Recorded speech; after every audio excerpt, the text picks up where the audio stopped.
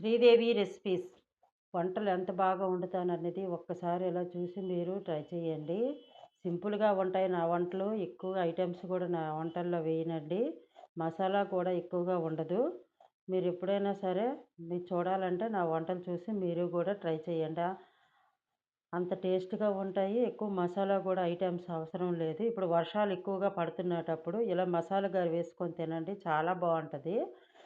Evening స్నాక్స్‌కి చాలా చాలా టేస్ట్‌గా ఉంటది.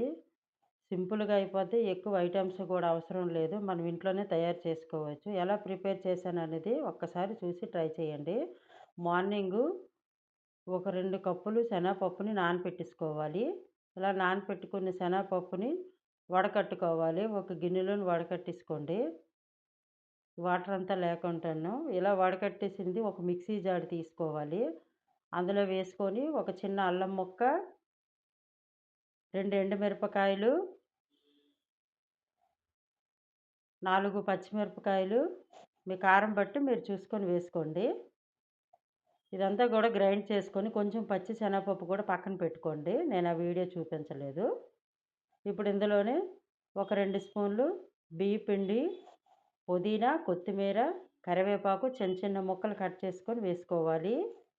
ఇందులోనే ఒక కప్పు ఆనియన్ ఉల్లిపాయలు కూడా కట్ చేసుకొని వేసుకోవాలి. కొంచెం జీలకర్ర గూడా వేసుకొని ఈ పిండి మసాలా అంతా కూడా కలిపేసుకోవాలి. ఇలా కలిపేసుకోండి మసాలా అంతా కూడాను. ఈలోగా మనం మసాలా కడిగినంత సేపు ఆయిల్ స్టవ్ మీద పెట్టేసుకోండి. ఇది కలుపుతూ స్టవ్ మీద ఆయిల్ పెట్టుకున్నారనుకోండి మీకు వేరంగా అయిపోతది. ఇప్పుడు నూనె బాగా కాగిపోయింది కాబట్టి ఇలా చెయ్యితోటి ఇలాగనుకోండి అంతేనండి. లేదంటే మీకు ఇలా రాకపోతే కవర్‌తో కూడా కవర్ మీద పెట్టి కూడా ఇలా వేసుకోవాలి. లో ఫ్లేమ్‌లో పెట్టుకొని ఇలా లైట్‌గా వేపుకోవాలి. వర్షాలొచ్చేటప్పుడు ఇది ఈవినింగ్ చేసుకుంటే చాలా బావుంటదండి. టేస్ట్ కూడా చాలా చాలా బావుంటది. మనం అన్నంతో తినాలనుకునేటప్పుడు కూడా అన్నంతో కూడా బావుంటది. రసమును ఈ గారెలు బావుంటాయి.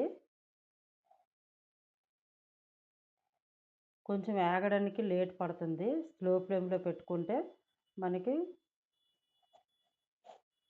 అంతేనండి. చూసారా ఎంత బాగా తయారైపోయాయి మసాలా గారెలు. ఈవినింగ్ స్నాక్స్ చాలా చాలా టేస్ట్‌గా ఉంటది. మీకు నచ్చితే నా ఛానల్ షేర్ చేయండి. నాకో లైక్ కూడా కొట్టండి. మళ్ళీ ఇంకో వీడియోతో మళ్ళీ వస్తాను. ఒక్కసారి చూసి ట్రై చేయండి మీరు గూడాను.